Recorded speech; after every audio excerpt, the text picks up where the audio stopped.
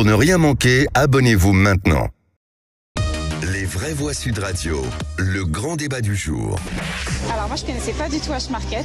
Les croustilles à la fraise, 1 €, les petits BN, les 4 à 1,29 €. La viande est halal, on trouve pas d'alcool et on peut déjà commander son agneau pour les Eid. Les bananes, 1,19 € le kilo. Le kilo de poivron coûte 6,99 € chez Auchan et 3,29 € chez H-Market. Il n'y a pas à hésiter longtemps. La bouteille de Pepsi, 1,5 litre pour 1 €. Et franchement on trouve de tout. Et en plus c'est moins cher. Et le sujet consommation lié à l'alimentation communautaire est très politique. En pleine crise économique, la diversité ethnique est arrivée comme une voie de salut pour les industriels français. Les produits cachers et halal ont connu une croissance à 2 chiffres. Au Mureau, la concurrence féroce de l'enseigne halal H-Market a contraint la direction d'Auchan à fermer son supermarché. Une situation qui n'arrange pas certains riverains, Philippe. Oui, puisque dans ce supermarché, on ne vend que des produits strictement halal et par exemple pas d'alcool, ce qui pose problème puisque vous pouvez habiter les Mureaux et vouloir consommer de l'alcool. Il y a même des musulmans qui consomment de l'alcool. Alors est-ce que pour vous, il faut obliger tous les rayons, tous les magasins alimentaires à avoir au moins, même s'ils sont communautaires, une petite partie pour les autres communautés? Ou est-ce que pour vous, écoutez, c'est le marché qui décide et si vous voulez acheter une bouteille de vin ou de bière au Mureau, vous prenez votre voiture et vous allez plus loin. Vous êtes d'accord, vous n'êtes pas d'accord, dans tous les cas de figure, le 0826 300 300 est là pour vous donner la parole. Faut-il donc obliger les commerces alimentaires à vendre des nourritures pour toutes les confessions? Vous dites non à 88%. Et on va en parler avec notre invitée. Nadia est avec nous, ancienne ministre de la Ville et députée Renaissance des Yvelines. Bonsoir. Bonsoir. Bonsoir à tous. Bienvenue Bonsoir. sur Sud Radio. Philippe Bilger, certains se plaignent d'être obligés de manger halal parce qu'ils n'ont pas de supermarché à côté de chez eux. Est-ce que ça pose un problème aujourd'hui ? Alors, Cécile, sans prétendre avoir un avis parfaitement documenté là-dessus, je considère qu'on a assez de contraintes dans la vie et qu'il y a peut-être des sujets plus impérieux et je serais assez réservé sur l'obligation qui serait faite. Je rejoins l'alternative, la seconde branche de l'alternative développée par Philippe. Je crois qu'il faut laisser les magasins. Ça ne me scandalise pas que les gens n'aillent pas dans certains établissements parce qu'ils n'y trouvent pas ce qu'ils veulent. On ne peut pas en permanence, pour pallier des insuffisances, des déceptions, obliger des commerces à faire ce qu'ils n'ont pas envie de faire. Jean Durieux. Oui, j'aurais tendance à aller dans le même sens que Philippe Bilger. Si, bien sûr que la nouvelle, elle interpelle. Ce qui interpelle, c'est pas une question d'obligation ou de non-obligation à vendre quoi que ce soit. Ce qui interpelle, c'est qu'il y a d'abord des prix absolument extraordinaires. La H-Market, j'aimerais savoir comment fait cette boutique pour avoir des prix de qualité, peut-être. Aussi. Quand on entend des marques, des bouteilles de soda quand même, de grandes marques connues, oui, là c'est vraiment des prix qui sont comparables. Donc est-ce qu'il y a une centrale d'achat particulière? Comment font-ils?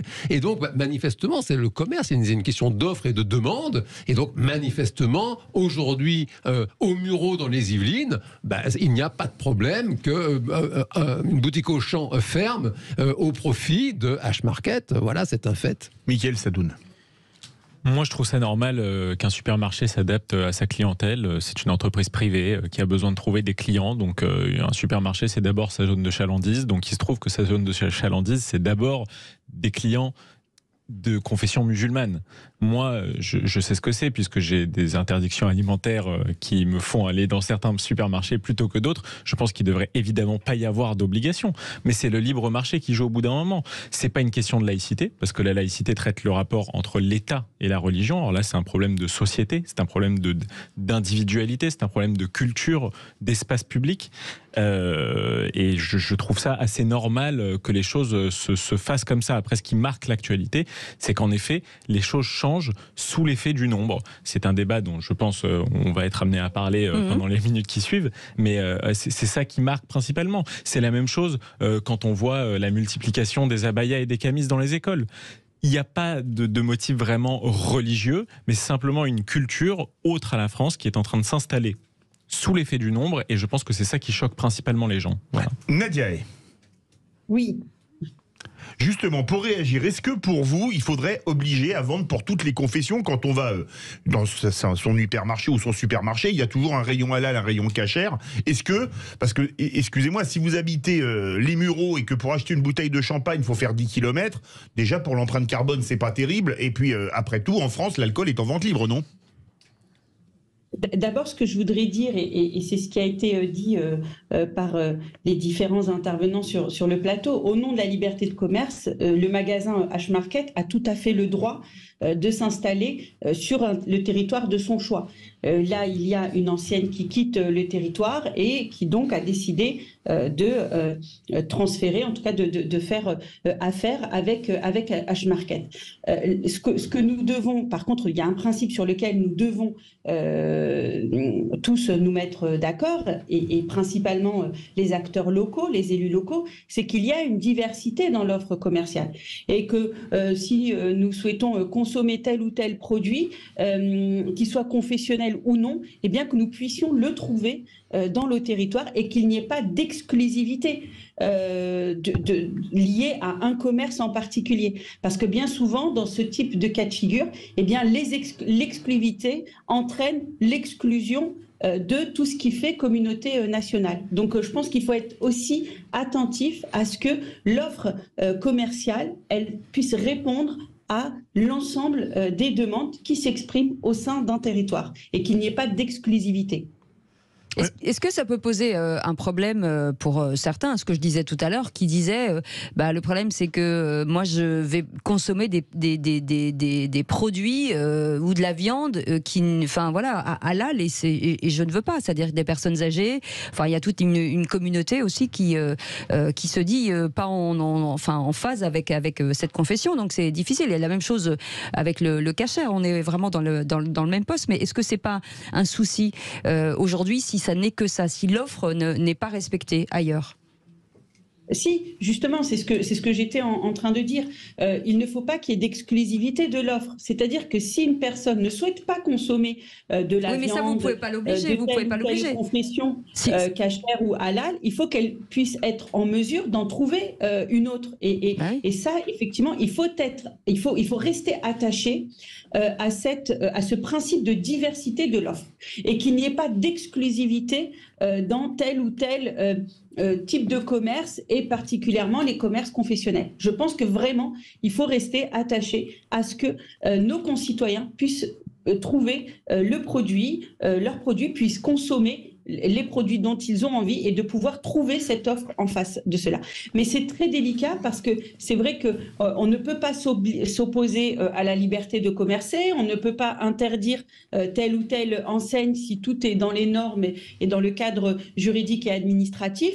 Donc après, ça devient effectivement une question d'attractivité et surtout une question de mixité dans nos communes. Et finalement, on s'aperçoit que tout est peut-être un peu lié. Vous voulez réagir sur le commerce communautaire? Appelez-nous au 0826 300 300, Philippe Bilger. Madame la ministre, si je comprends bien, au cas où l'offre ne serait pas suffisamment diversifiée, vous seriez assez partisane d'imposer au seul établissement le fait de vendre d'autres choses que ce qu'il désire vendre. Monsieur Bilger, on ne peut pas justement imposer par la loi ce que telle ou telle enseigne ou tel commerçant peut vendre ou ne pas vendre, ou doit vendre ou ne doit pas vendre. On ne peut pas le faire, si ce n'est effectivement dans le commerce illicite et illégal. Mais tout le reste est par définition légal. Et donc on ne peut pas s'y opposer et on ne peut pas mettre en place une législation en la matière qui contraigne ou qui oblige ou qui interdise. Donc c'est pour ça que c'est assez difficile comme sujet à trancher sur une conduite à tenir dans ce type de situation. Mais toutefois, il faut travailler sur un ensemble. Veiller effectivement, quand un élu local met à disposition des locaux commerciaux, parce que ça arrive, eh bien c'est là où on peut être attentif sur la diversité de l'offre commerciale que nous avons à disposition. Oui. D'accord. 0826 300 300, Claudine qui est avec nous. Rebonsoir Claudine, bienvenue. Oui, rebonsoir. Moi, je sais pas, on vient de découvrir l'eau tiède. Pourquoi vous dites ça, Claudine?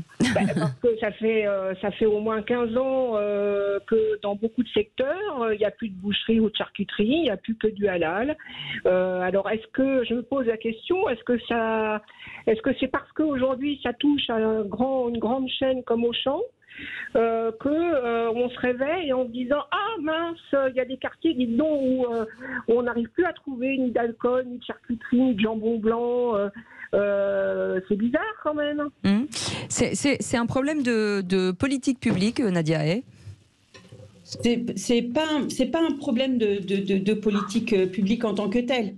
C'est une question justement de mixité territoriale et de l'offre qui répond aux besoins de la population. Oui, mais qui est responsable? Est-ce que ça veut dire que c'est le maire qui est responsable de son maillage dans sa commune?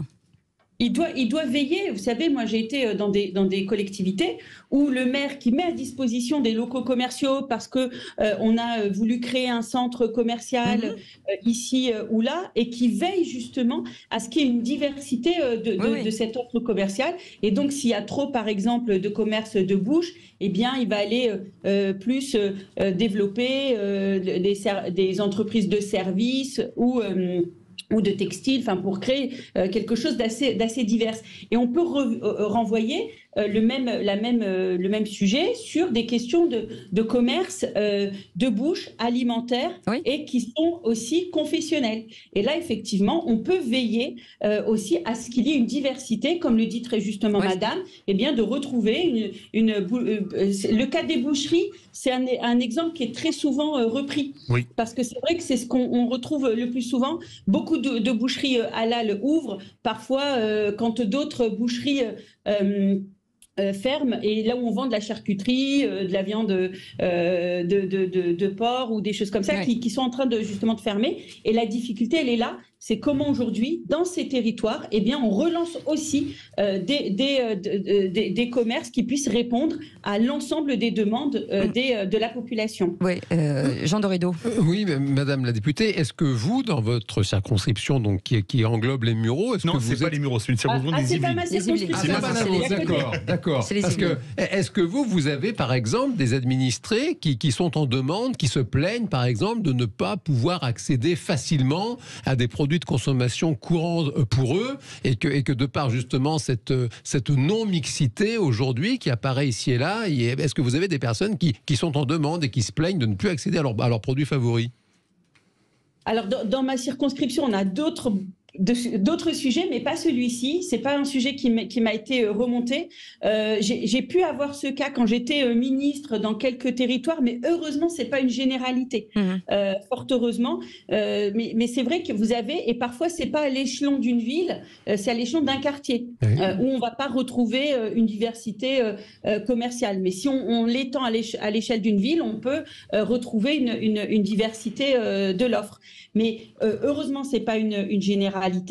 Et c'est là où je vous dis qu'effectivement, celui qui est le plus à même de veiller à ce que l'offre commerciale soit suffisamment diversifiée pour répondre aux besoins de sa population, eh bien, c'est le maire de la commune qui peut, avec différents mécanismes, plus souvent mais pour toutes les religions, que ce soit possible pour tout le monde. Oui, que ça soit respecté. Et est-ce que vous avez chez vous des hypermarchés, des supermarchés H-Market? Parce que j'ai découvert l'existence de cette chaîne ce matin dans le journal. Oui, je ne connaissais pas jusqu'à maintenant. Ils ont apparemment des prix qui défient toute concurrence. Est-ce que chez vous, vous avez des boutiques comme ça? Est-ce que vous êtes en relation avec les Mureaux, patrons c'est les Yvelines. Les Mureaux, c'est les Yvelines. Oui, mais c'est pas chez Madame. Il y a plusieurs zones.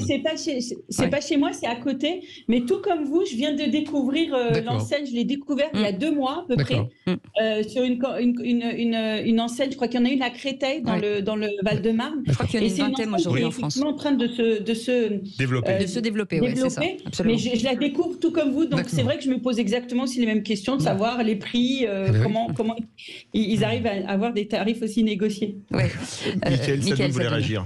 Moi, je suis d'accord avec Nadia Hay quand elle parle de liberté du commerce. Ça n'est pas un problème de politique publique, mais du coup, je trouve que son principe de diversité du commerce est un peu illusoire, parce que en fait, la diversité du commerce, elle s'adaptera à la diversité religieuse ou ethnique ou que sais-je qui sera dans le quartier ou dans la ville en question. Mais il ne faut pas mentir aux gens. Si demain, dans un espace, il y a 90% de musulmans ou 70% de musulmans, il n'y aura que des commerces musulmans parce que un commerce ne peut pas se lancer pour une petite marge de la société. Il ne va pas avoir assez de clients et du coup, il devra s'adapter à l'offre locale aussi. Donc moi, je ne suis pas du tout contre la liberté de commerce ou contre la liberté religieuse. C'est tout à fait normal que ces gens, s'ils veulent manger halal, aillent dans un supermarché qui vende du halal. C'est tout à fait normal, mais il faut quand même dire la vérité aux gens. Ce qui les inquiète, c'est que ce genre de phénomène se généralise dans l'espace, d'abord, et aussi dans les divers aspects de la vie. C'est-à-dire non seulement dans l'habillement, on voit de plus en plus de boutiques aussi spécialisées qui vendent des djellabas, des abayas, des camis, etc. Dans l'alimentation, on a parlé aussi de halal et de l'abattage rituel. Il y a des gens à qui ça pose problème pour l'éthique animale, que l'animal soit abattu sans étourdissement. Or, c'est un phénomène qui se généralise. Il n'y a pas d'évaluation officielle, et le ministre l'a dit lui-même, le ministre de l'Agriculture, mais on estime qu'entre 30 et 70% aujourd'hui des abattages se font de manière rituelle, principalement pour le halal, parce que le marché du kasher en France n'est pas énormissime non plus. Donc il va falloir quand même traiter ce problème sous l'angle, à mon avis, qui est fondamental, c'est celui du nombre. Si les gens sont inquiétés par ce genre de phénomène, dans ce cas-là, la vraie question, c'est celle de l'immigration, parce que ce serait injuste de dire aux gens de venir en France pour après les interdire de pratiquer leur religion. Voilà ce que je pense. Ça, c'est certain. Merci beaucoup, en tout cas, Nadia Haye, d'avoir été avec nous, ancienne ministre de la Ville et députée Renaissance des Yvelines. Vous voulez répondre en 30 secondes. Allez-y. Oui, en moins que ça. C'est qu'effectivement, vous soulevez un autre sujet qui est celui de la mixité. Et c'est pour ça qu'on se bat aujourd'hui pour éviter à ce qu'il y ait une concentration de telle ou telle population, et en particulier de celle qui provient d'un flux migratoire, et qu'il faut veiller à ce qu'il y ait une vraie diversité et qu'on arrête aujourd'hui d'avoir... Mais d'ailleurs, ça a déjà été le cas. On a mis en place pas mal de mesures pour éviter cela. On n'a pas le temps de les évoquer ensemble, mais c'est pour que justement nous ayons des territoires qui soient suffisamment diverses. Et donc là, aujourd'hui, le sujet, c'est que l'offre commerciale doit s'adapter aussi à cette diversité et ce souci de mixité. Et c'est comme ça aussi qu'on appellera finalement d'autres populations, d'autres habitants à habiter dans telle ou telle ville, parce que si vous n'avez pas d'offre qui correspond aux besoins exprimés, forcément, ça ne donne pas envie de s'y installer. Donc, c'est un espèce de cercle vicieux. Je ne suis pas sûr que les gens s'installent en fonction des supermarchés, mais bon. Merci beaucoup d'avoir été avec nous, Nadia Haye, ancienne ministre de la Ville, donc je le disais, et députée Renaissance des Yvelines. Vous restez avec nous, on fait une toute petite pause, et dans un instant, c'est le... Qui l'a dit ? Voilà, c'est pas facile à dire. Le quiz de l'actu, à tout de suite.